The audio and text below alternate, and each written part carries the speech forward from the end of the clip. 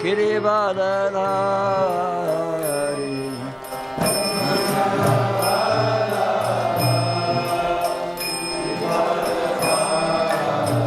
Yasodanandana Bhajajanarandana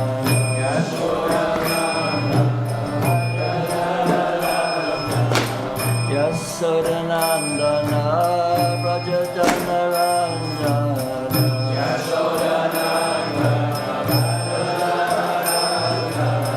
Yamuna Chiravanachaari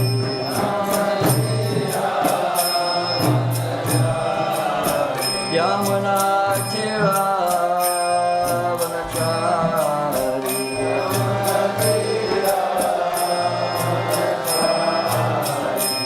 Jayarada Madhava Kunjabiyari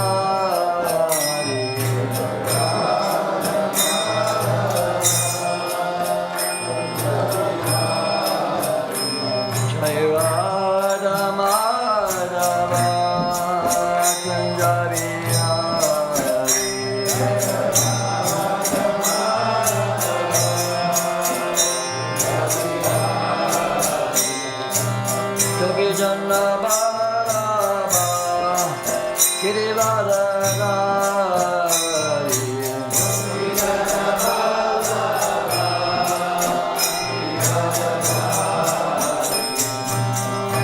Jana Balaba Girivardhari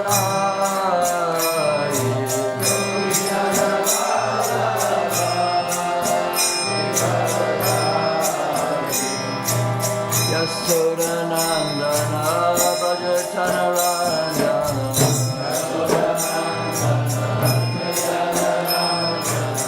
Yasodanandana Bhajajanarandana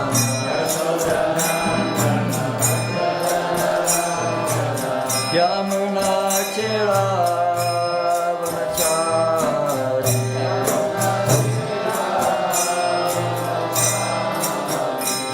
Jayarada Madhava Kunjabiyari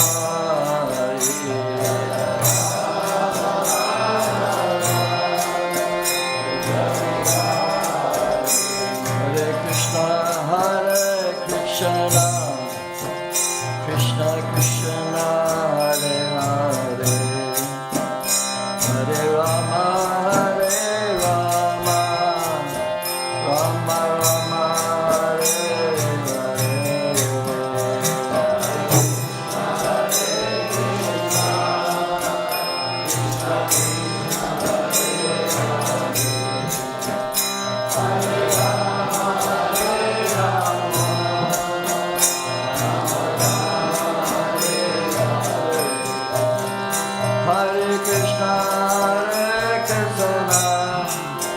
Krishna Krishna Hare Hare Hare Rama Rama Rama Hare Hare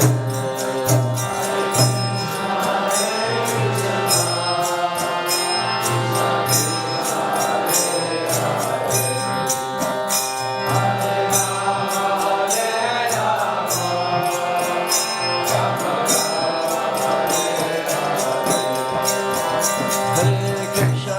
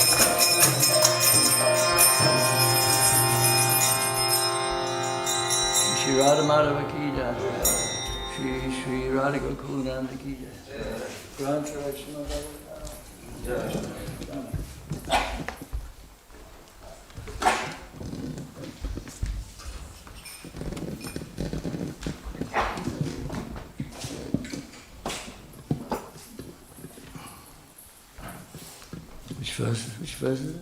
Anyone know? 11. Okay, I haven't even looked at the verse. Hopefully I'll be able to think of something to say. Om Namo Bhagavate Vasudevaya. Om Namo Bhagavate Vasudevaya. Om Namo Bhagavate Vasudevaya. Om Namo Bhagavate Vasudevaya.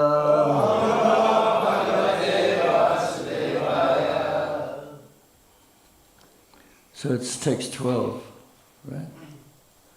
Okay. Partams tu Devo Bhagavan Mukundo.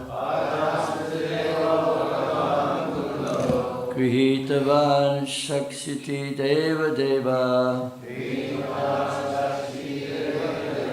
Aste Sapuryam Yadu Deva Devo. Vinirjita Sesha Nideva Deva. Partams tu Devo Bhagavan Mukundo. Krihitavan Saksiti Deva Deva. Aste Sapuryam Yada Deva Deva. Vinirjita Shesha Nideva Deva.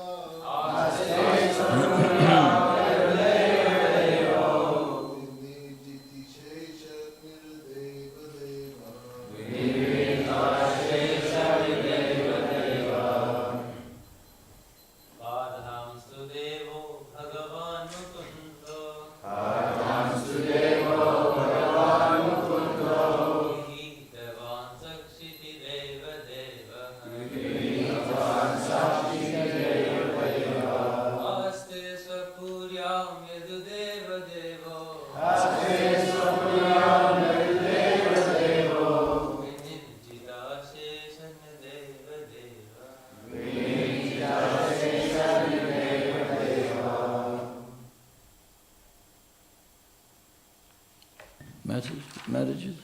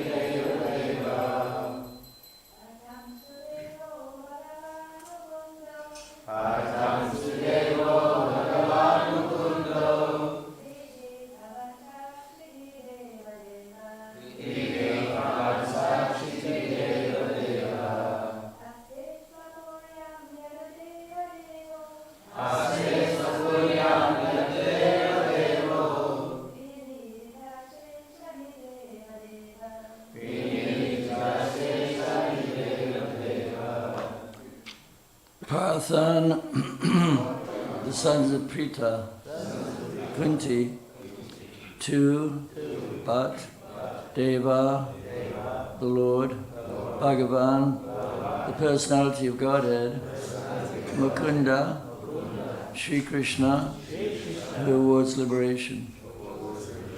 Grihitavan has taken up. Sa, with. Shiti Deva Deva, the Brahmins and the demigods. Aste is present. Swapuryam, along with his family. Yadu Deva Deva, worshipped by the royal order of the Yadu dynasty. Vinijita, who have been conquered. Ashesha, unlimited. Nideva, kings. Deva, Lord. Translation. Lord Krishna, the personality of Godhead, has accepted the sons of Pritha as his kinsmen, and all the kings of the world are with Lord Sri Krishna. He is present in his home with all his family members, the kings and princes of the Yadu dynasty, who have conquered an unlimited number of rulers, and he is their Lord. Please repeat. Lord Krishna, the personality of Godhead, has accepted the sons of Pritha as his kinsmen, and all the kings of the world are with Lord Sri Krishna. He is present in his home with all his family members, the kings and princes of the Yadu dynasty, who have conquered an unlimited number of rulers, and he is their Lord. Purport by Srila Prabhupada. Vidura gave Dhritarashtra very good counsel regarding political alliance with the sons of Pritha, the Pandavas. The first thing he said was that Lord Krishna was intimately related with them as their cousin. Because Lord Krishna is the Supreme Personality of Godhead, he is worshipable by all Brahmins and demigods who are the controllers of the universal affairs. Besides that, Lord Krishna and his family members, the royal order of the Yadu dynasty, were the conquerors of all kings of the world. The Kshatriyas used to fight the kings of various dominions and kidnap their beautiful princess daughters after conquering their relatives. This system was laudable because the Kshatriyas and the princesses would be married only on the basis of the chivalry of the conquering Kshatriyas. All the young princes of the Yadu dynasty married the daughters of other kings in this way, by chivalrous force, and thus they were conquerors of all the kings of the world. Vidura wanted to impress upon his elder brother that fighting with the Pandavas was fraught with many dangers, because they were supported by Lord Krishna, who had conquered, even in his childhood, demons like Kamsa and Jarasandha, and demigods like Brahma and Indra. Therefore, all universal power was behind the Pandavas. Om Jnana-Tirmandasya Jnana-Shlakaya Chakshuram Mritam Yena Tasmai Shri Gurave Namah Shri Chaitanya Manobhastam Stapatam Yena Bhutale Swarma Pukadamayam Daratsava Parandikam. Hare Krishna. This is a nice verse emphasizing Krishna's supremacy over everybody. In the Bhagavad Gita, one of the last verses, it says, what does it say? Can't remember. Yatra Yogeshvara Krishna Yatra Pathatanodara Chatrashir Durvayo Nitir. What's the last line? Dhruvinita. Madhavi, my good friend. So this is a good verse. It says, wherever there is Krishna, the master of all mystics, and Arjuna, the supreme archer, there's certainly opulence, victory, morality, and extraordinary power. That is my opinion. So that's not just Sanjay's opinion, that's everybody's opinion. Actually, anybody who's got any intelligence understands that Krishna's God. Krishna's supreme. And because the kings of that time, they worshipped Krishna, and they conquered all their enemies, all their rivals. So Krishna consciousness was all over the world. This is what we believe, and there's a lot of evidence for it. But basically, the Vedic culture is called Sanatana Dharma, the eternal religion. And we've seen so many, there's other religions, and Prabhupada even said that the Bible was part of the Vedas, but it's a very basic part, dare I say it. So religion is like education. There's different levels of knowledge in different religions. So some religions, they're like ABC. You know, you learn your ABC, basic. And then other religions, or no, there's only one, actually, that has all the knowledge, and that is the Vedas. So the Vedas are the king of all knowledge, Rajavijja. And so thousands of years ago, when India ruled the world, somehow or other, they lost their purity. I mean, I'm just speculating, but it seems that they lost their power. So, but everywhere all over the world, people worship God. Like you go to any village in England or Hungary or Russia, you'll find a little church because people used to worship God. And they had to worship God because they had to pray to God for rain and sun because they had to eat. And without rain and sun, you can't eat. They were dependent on nature. And they understood that God's controlling nature. So people were much more pious. And that's the problem with the Industrial Revolution, is that, you know, people have given up their connection with God because they can just go to the store and buy their food, and they don't need God anymore. So therefore we live in a godless age and people are not happy. But we find there's so many great cultures, or so-called great cultures, going back over time, like the Egyptian culture, but it hasn't lasted. The British culture, you know, Britain was powerful. The British were smart, demoniac people. They were demoniac because their goal was to exploit the rest of the world. Of course, they did have some intelligence because Isaac Newton, he's considered to be the greatest scientist. According to experts from Oxford and Harvard University, Isaac Newton is the smartest one. But he totally believed in intelligent design, but most scientists don't follow him, even though Einstein worshipped Isaac Newton. Actually, if you study Einstein, what he said about Isaac Newton, he put him on a pedestal. So, so unfortunately, yeah, we're living in a very godless age and people are not happy. And so the devotee's duty is to reestablish Krishna's supremacy, because without Krishna, nobody can be happy. Like Indian people, you know, they're not ordinary people. I mean, I don't want to make you puffed up or anything if you're Indian here, because they're not all fine. But majority Indian people, they're not ordinary people. They're very respectful. They all believe in reincarnation. India has the highest number of vegetarians in the world by far, 40%. The next one's only 14%. And that's, Brazil, because they can't afford to buy meat. And you'll find that Indian culture it sustains itself. Like, who goes to church in England? Hardly anybody.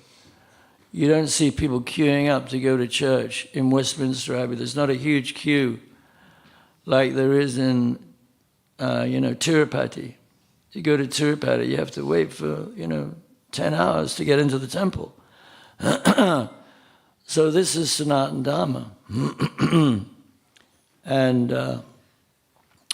it's very important that that we have confidence in this philosophy, because this is the perfect philosophy and it has all the answers. There's no other body of knowledge like Socrates.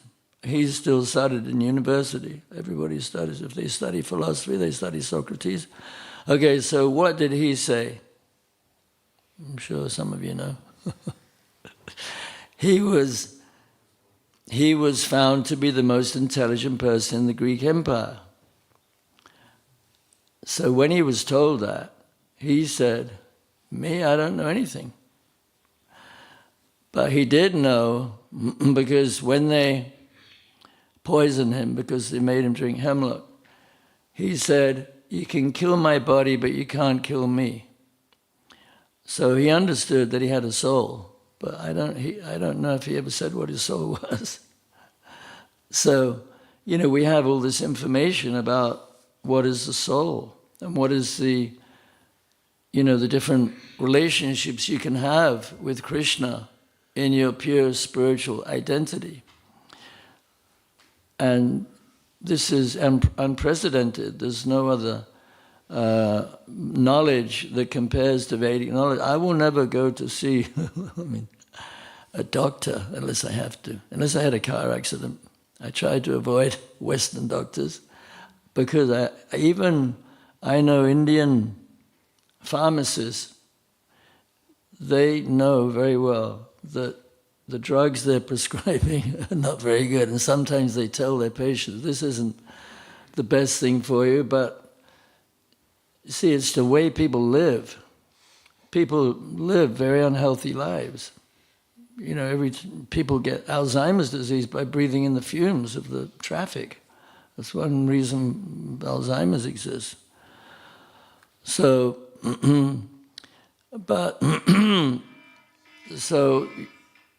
so the duty of ISKCON is to try to bring a revolution about in the misguided lives of this present civilization. They're very misguided, and they're very unlucky, and they don't have much hope for a bright future. The only people that can help them are the devotees. There's no other welfare system or, nothing that will actually help people live a satisfying, healthy life.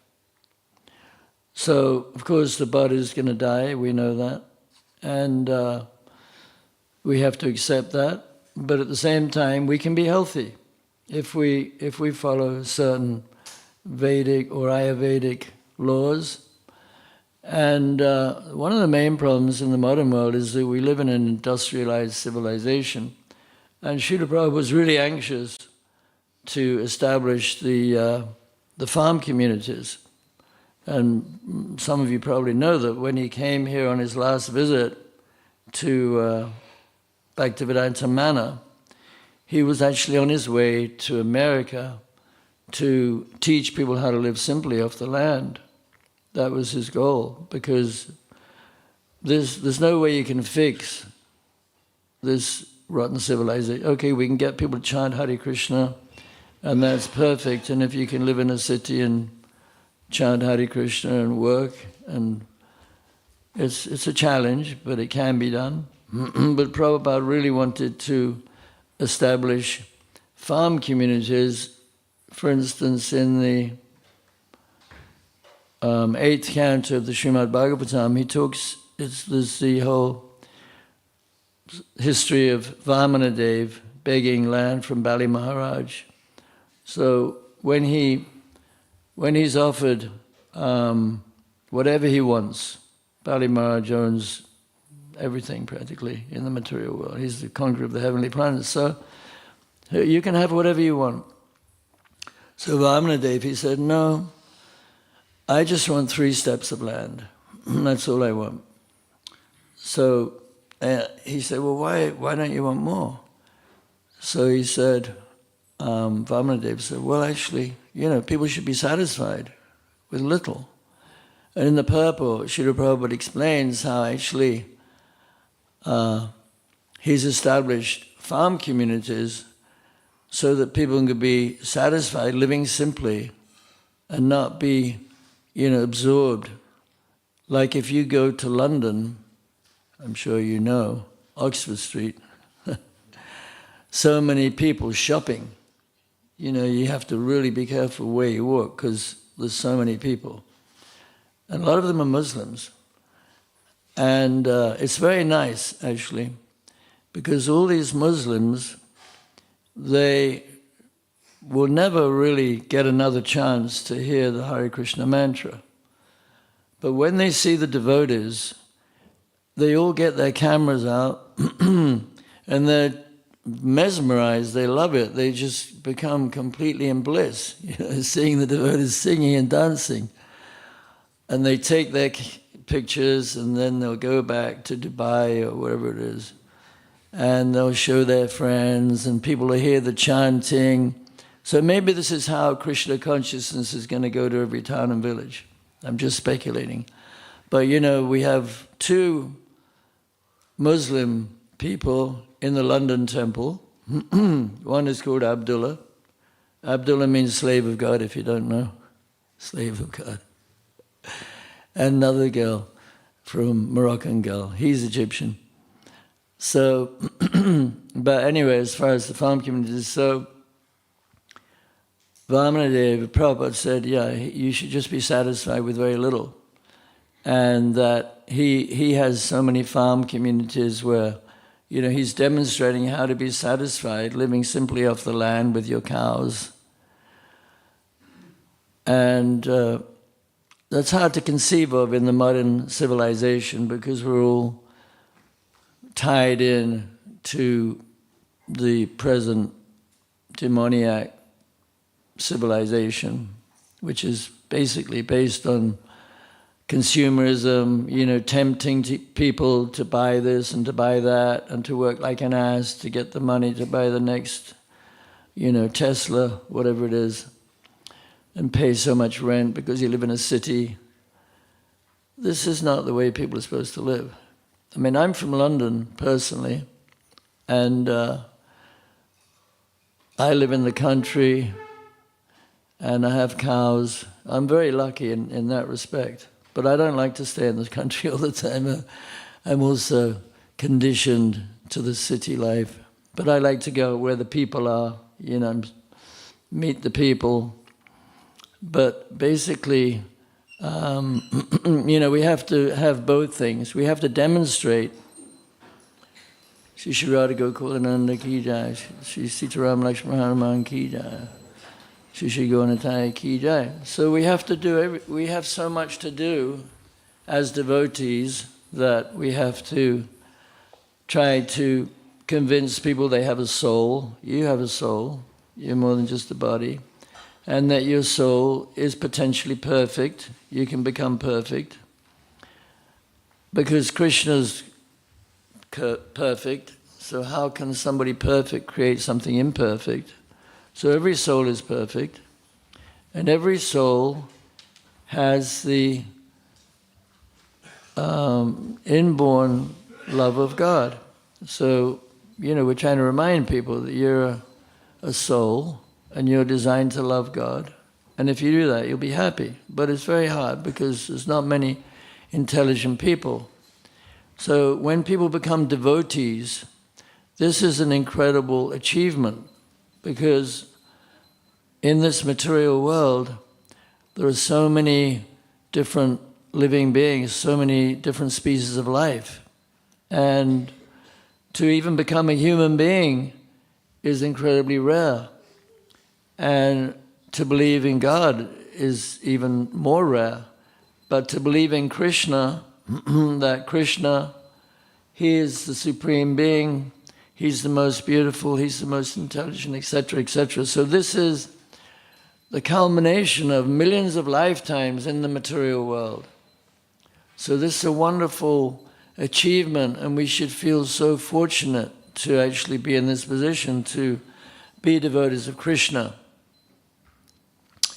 But at the same time, we want to make everybody else fortunate, which means somehow or other figuring out how to give people Krishna consciousness. So we have to distribute the books and go out on the Harinam and, have restaurants where people take prasadam, etc., etc. And then we have to show by example how to be a civilized human being. So in the 10th canto, there's the episode where Krishna's attacked by the cart demon. So Krishna kills the cart demon. And then after that, Nanda Maharaj, he wants to get the blessings of the Brahmins. So he says that wherever, the verse is, can't remember how that verse goes, but it's a nice verse. It says that when Brahmins are free of envy, false prestige, pride, and they're very purely devoted to Krishna, then their blessings never go in vain. So in the purport, Srila Prabhupada said that he wanted to create a society of Brahmins that would bless everybody to have better lives. So this is Prabhupada's desire, that he wanted to create Brahmins who were conversant, had this knowledge, and who were ideal in character. So this is the duty of a devotee. And it's a challenge because, we have so many anathas, but still, because the soul is perfect and we have a perfect process, the process of Krishna consciousness is perfect. So if you follow the process, then you will automatically get the result. So I live in Alachua. Alachua, as you probably may have heard of it, it's a little town in Florida. And there's a large number of devotees living there. And at Mangalarti, there's not so many people. Maybe on a good day, when there's a big festival, there's a lot of people. But on an average day, maybe there's 20 or 40 people. A lot of them are actually elderly ladies. And they come every day without fail. They've done it for years and years and years. And they're so devoted to Prabhupada's instructions, but they're still coming to Mangalarti. I come most days, but I get a bit bored. I shouldn't, so I go outside and I sharper sometimes. But I do go. Every day I see the deities. Because I didn't go today or I went yesterday. So the whole process is actually one of purification. By seeing the deities, by taking the Charanamrita, by taking, by hearing the kirtan, like Bhaktivedanta Saraswati Thakur, he said that if you don't go to the kirtan, then your life won't be successful. It's not, I like to lead a kirtan. I let Hari Narayan sing today. He's a better singer than me. He's a wonderful boy, Hungarian boy. His sister actually, she took her vows in Sanskrit. Incredibly beautiful girl, actually. They're very special. So this girl, she took her vows, initiation vows in Sanskrit. But you're just going to the kirtan is so important. Even if you don't lead it, just to be there dancing and seeing the deities and chanting is very purifying. So our whole process is one of purification, that we're trying to actually become ideal. Ideal means that ultimately, we want to live for others. We want to be an instrument for Krishna. That, we have to eat, and we should eat nice prasadam. I'm very fortunate because, I hope you don't think I'm bragging, I guess I am. But I eat the best food in the world. Because my wife's a fantastic cook, and I live on a farm and we have our own cows. And, you can understand why Krishna steals yogurt when you have your own cows. Because the yogurt is so good that, we have a lot of people that get our yogurt. They buy our yogurt. The yogurt is very nice. And so, we have our own fruit trees. We get some nice fruit, sometimes oranges and persimmons. You don't get them here. But, so we have to eat. We should eat nicely. And then at the same time, our goal is to actually become ideal. And that means, as Krishna says, Etavanjam sapayam dehish ede dehinam prane ata diyavacha. What's the last line? Oh, everybody knows that one. Okay. That means that it is the duty of all, when Krishna was in the forest in Vrindavan with Balaram, he saw the trees bowing down, offering their fruit, offering their shelter, everything for other living entities. And he said, look at these trees, they're so wonderful. They're giving everything for the benefit of others. So he said, it's the duty of all human beings to work for the welfare of others with their wealth, with their body, with their words, with their life, everything for the benefit of others. So there's a very nice verse in the 5th canto, Svastrasi Vishvasya Kala Prasiditam Jayanti Bhutani Shiva Mitodiya Manasya Bhadram Bhajad Hadoksaje Aveshadam No Matarapya Hoitaki. Anyone know that one? You know that one. Anyone else? Very nice verse. He's good with verses, Govinda. So what's it mean? It means, may there be peace. May there be peace throughout the world. May all the envious people be pacified. May the mind think of Krishna, and there's some others. Yeah, may all envious persons be engaged in devotional service, because then when they're engaged in devotional service, they would automatically think of the welfare of others. So this is our prayer, that this is actually, Srila Prabhupada, he went through so many austerities to establish Krishna consciousness. But he got his reward. He got his reward, and of course he would have done it without the reward because he was a pure devotee. But Krishna rewards his devotees. So he was saying that, I was in Vrindavan I was attacked by a cow, and I had no money. You never know what Krishna's plan is. Anything can happen. So I was there, and now I'm in America, and I have so many sons and daughters. So we don't know what Krishna's plan is. Anything could happen. So we might think so few people are devotees. How is it going to spread all over the world? But we don't know Krishna's plan. We do know that one person, George Harrison, he became a devotee. The other Beatles didn't. John Lennon became an atheist, and he got shot in the head. Hare Krishna. But, George Harrison became a devotee. And because of his becoming a devotee, so many people become devotees.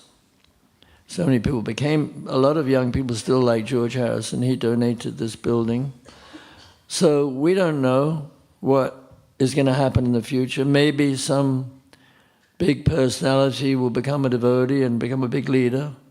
And many people, maybe they will bring many people to Krishna consciousness. But we do know that this is a perfect process. This is what the world needs. And that if we try our hardest to try and give people Krishna consciousness through others, Krishna will protect us. As Shiva Ramaraj was saying yesterday, I don't know how many of you were there, I didn't catch the whole discussion, but he was saying that, you don't need to go to university. You don't need to worry about your future. I don't know how many Prabhupada's disciples, did you go to university, Narahari Prabhu? He never went to university. Did you finish high school? My wife dropped out of high school when she was 15. She hated it. She ran away to become a devotee when she was 15. I never went to university. Oh, of course, Maharaj went to university. It pays off for some. But would you have rather spent that time distributing books than going to university? He's not sure. Anyway, but Krishna protects his devotees. And if you sacrifice for the mission, Krishna will protect you. Krishna will maintain you. I've never had a job. But I've always survived nicely. So I think,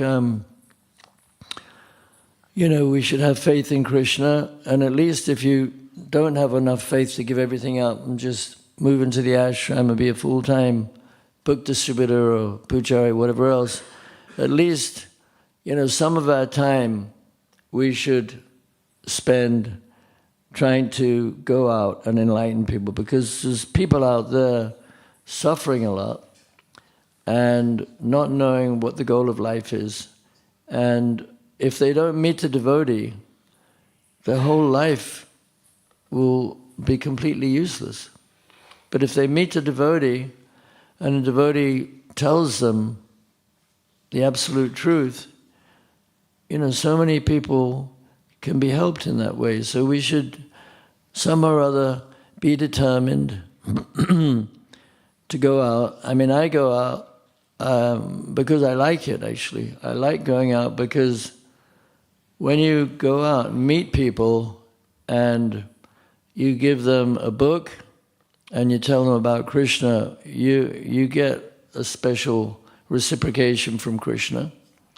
And sometimes you go out and people become devotees the same day you meet them. I've met people. There's one boy, I met him at a music festival in Florida, the Halloween festival. It's crazy. But I met him and I sold him a book, and I spend time talking to people if they're interested. So I spoke to him for half an hour, and then I gave him my card. So he got back to me a few days later. He said, "Well, look, this is really interesting. I really like it." So I said, well, just come on over to Florida, because he was living on the other side of America, so you can come and live in the Krishna house, and you can, study a little bit about the philosophy. Try it out for a couple of weeks. So he came over, he joined the temple, he lived there for 3 years. Of course, now he's married, but he's still a devotee. It happens, not a lot, but it does happen, that if you go out and you might meet somebody, you'll totally change their life. Like I met somebody, and that was in Portobello Road. I met a girl from the manor. I got a record album, India, by, what's his name, Maharaj? Chutananda. He lives in Alachua too. He's changed. We all change a lot. But he, so I liked it. I liked the music, and I got the invitation to Bhaktivedanta Manor. I came to the manor the next day, and, I moved into the temple the next day, and basically never left. So I'm just trying to emphasize how, if we don't go out, how will anybody hear about Krishna? So that was just a girl. She left. I don't know what happened to her. I never saw her again. But, she changed my life completely. She made me fortunate. So this is, it's our duty, if we feel grateful. Of course, not everybody can go out and distribute books. So you can clean the temple. You can worship the deities. Like in Hungary, Shiva Ramaraj wrote a book, or somebody wrote a book. One of the greeters, the people that greet the people on the festival days or whatever, they have a lot of visitors coming to the farm community. If you've never been to Hungary, the farm community, that's my favorite place, actually, except for Bhaktivedanta Manor, because I joined there. But if you can go to Hungary and see the farm community. So this lady, she wrote a book about all the people who see the deities, and, it totally changes their lives, just seeing the deities. So you can be a pujari, but you have to be part of the mission, whether you're a book distributor or a sannyasi or whatever it is. You have to be part of Srila Prabhupada's movement, because this movement is, from what I've seen, this is the only organized attempt to really change society. And it's very easy to find faults in it. And a lot of people do find faults, and a lot of people end up leaving, and there are faults in it. But we should tolerate it. And this is the mood of cooperation that actually Krishna likes, because he says to the Prachetas, he says, Varamba Nidram Bhadrambo, you know that verse? Yuyame Nipasadana. Anyway, he says, I always forget verses when I give class. But so hardena pitak damas domayam suridenava. He says that I'm very pleased by your mood of cooperation between you, and therefore you may ask a blessing from me. So we want to get Krishna's blessings by cooperating, and cooperate to spread this knowledge all over the world, to make Bhaktivedanta Manor is a wonderful temple. It's improved so much, and it's very beautiful. The credit to the devotees who've maintained this place, and grown the flowers and kept it clean, and it's just an amazing place. So anyway, we should have faith in Srila Prabhupada's desire to spread. He wanted ISKCON to occupy the highest government posts. And it can happen. We don't know what the future is. But we have to work together in a mood of cooperation, and that will please Srila Prabhupada. Okay, thank you very much. Hare Krishna. So maybe we have 2 minutes for a question. Yeah.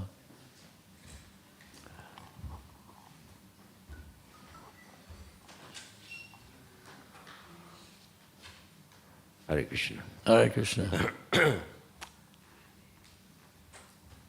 You mentioned about the no need. About the what? There's no need to, for university and No need other to study and all education. that? University, Right. specifically. I was thinking, I joined quite young, and I embarked on book distribution, which is good. I still do book distribution, but I'm living. Sometimes I see devotees, who have a good education, like someone like Keshava Maharaj, someone who's got Kandadi Prabhu, who they've been through university, they speak well, they present our movement very nicely. And it's embarrassing for me, sometimes I have to write, as a leader, I have to write an email, and I have my son and my wife, to correct me and editate the email, because I haven't had a father. I didn't say you should learn to read and write. No, that's fine. I think, I would always encourage education, as a T-shirt before we put the jacket on, But I encourage education too. You study the books. Yeah, that's Don't fine. study, full knowledge. Like they don't know the history of the world. They tell you all kind of nonsense. Why get contaminated by hearing all that?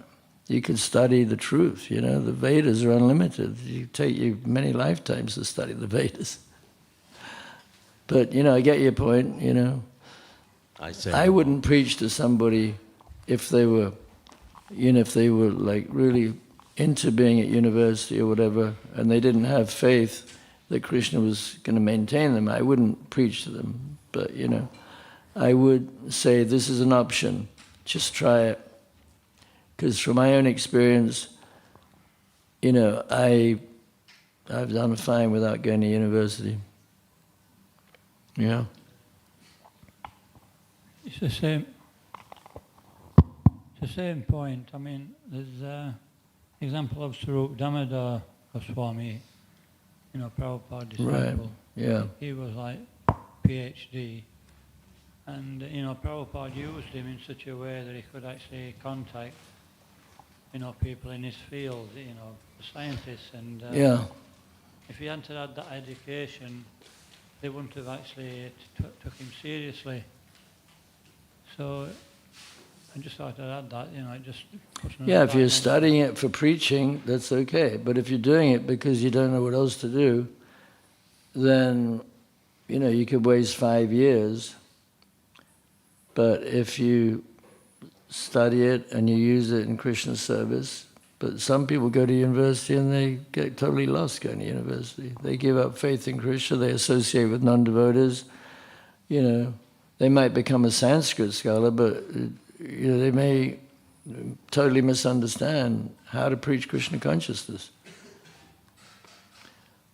So, it depends on the individual, but it would be good if everybody, before they decided, took a couple of years to live in an ashram and, tried preaching for a couple of years. And then if after a couple of years they still had a desire to go to university, okay, let them go.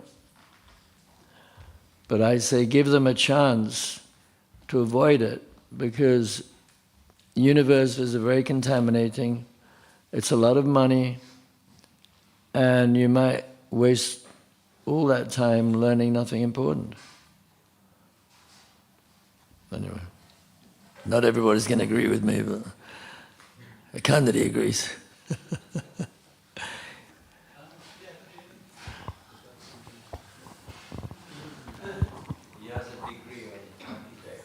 Yeah, but No, I he's- don't.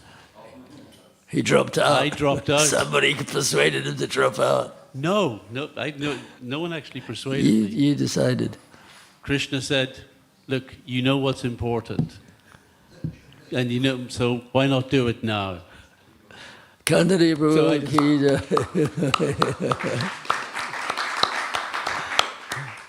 Prabhu, Some years ago, I helped my son in his local football club, so we had to get some training as football leaders for the Welsh Football Association. And I got a piece of paper saying I had successfully attended a course.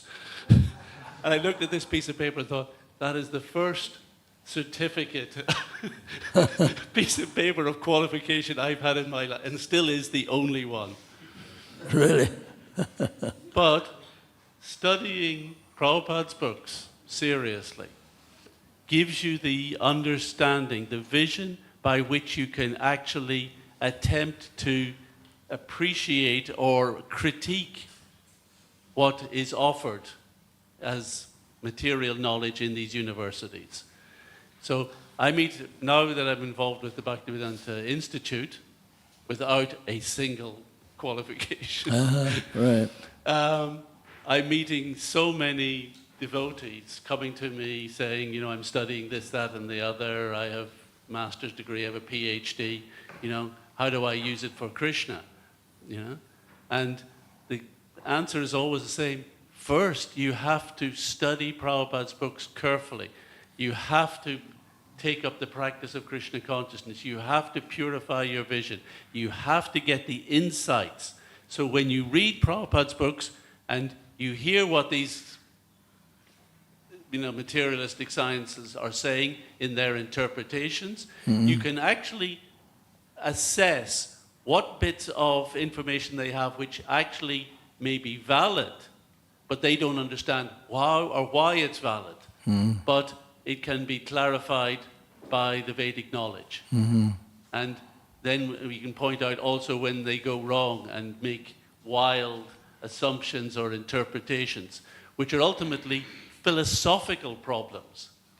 So what we're offering in Krishna consciousness is the deepest training in clarity and philosophical understanding. It's actually amazing what's on offer in Krishna consciousness.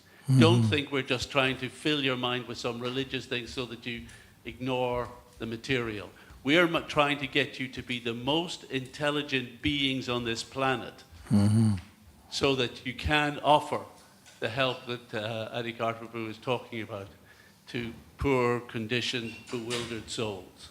Hare Krishna. Jai. Okay, yes. Hare Krishna. I just wanted to add on to Prabhu's point to like an example of someone who like sees like the material world through Prabhupada's books, and that would be my dad. Throughout my whole life, he's always like, comments on this and that, on material things with like new Prabhupada's books. I mean, I don't know if he's like, I wouldn't say like study his Prabhupada's books. He's read like pretty much everything at least once of Prabhupada's books. And yeah, he's always like given like well basically yeah, just as Prabhu said, a vision, a view on things with a Krishna conscious perspective on almost everything he's like given. So yeah, I just wanted to like try to give there's an example of that, like my Thank you. Hare Krishna. Any ladies? Any questions? Yes?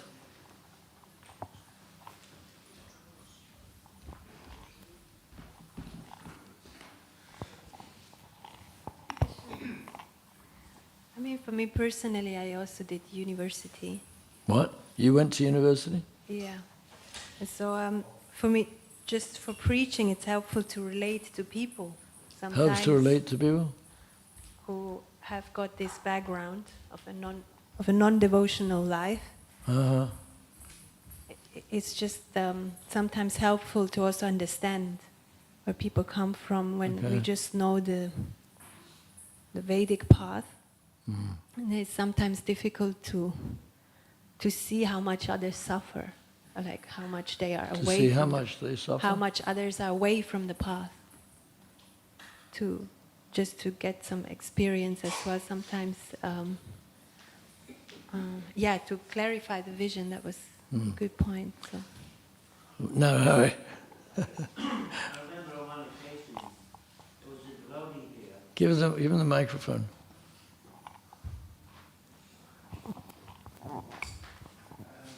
There was a devotee here, and it was the time of Srila Prabhupada, and he kind of dropped out of university. He was studying something, and he's quite keen on Krishna consciousness, so he joined the temple. And his parents came and visited, and they spoke to Srila Prabhupada, and they were complaining. They were saying, "Oh, my son, he was studying at university, and now," and they said to Srila Prabhupada, "Well, you've been educated, you have a university degree." And then Prabhupada said, "Well, we're trying to create Brahmins. We want a society, create a society where we have first-class men. And if he comes here, we can create a first-class man. He'll also be highly educated." So they were satisfied. Wow, that was lucky. So, That was lucky. Prabhupada was very convincing, of course. Yeah. Anyway, I go to university. I've been going to universities to preach for the last 45, 47 years. And, I never had any trouble relating to PhD students or, I never felt anybody had any arguments to offer that could defeat what we have to offer. We always have the best arguments. Yeah. And perhaps the most successful preacher in academia is Karma Prabhu, and he doesn't have a education. True to karma, exactly, yes. His qualification is, he says, he tells them, I don't have a PhD or anything, I'm a Brahmin, that's my qualification. Yeah, good point. Thank you. Hare Krishna. One last point.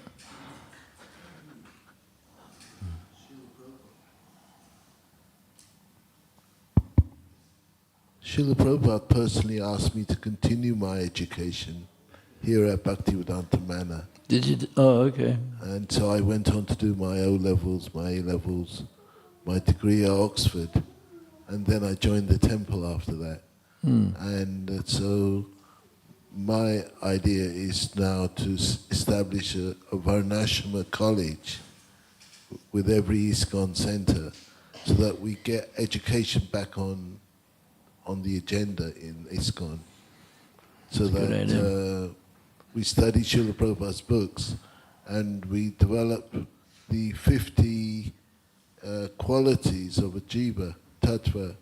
And like Srimati Radharani, she has those, she teaches the gopis those 50 things, 50 items, which is very important for every devotee. So education is very important, I think. Yeah, I agree, 100%. Okay, Srila Prabhupada ki, Srimad Bhagavatam ki jai.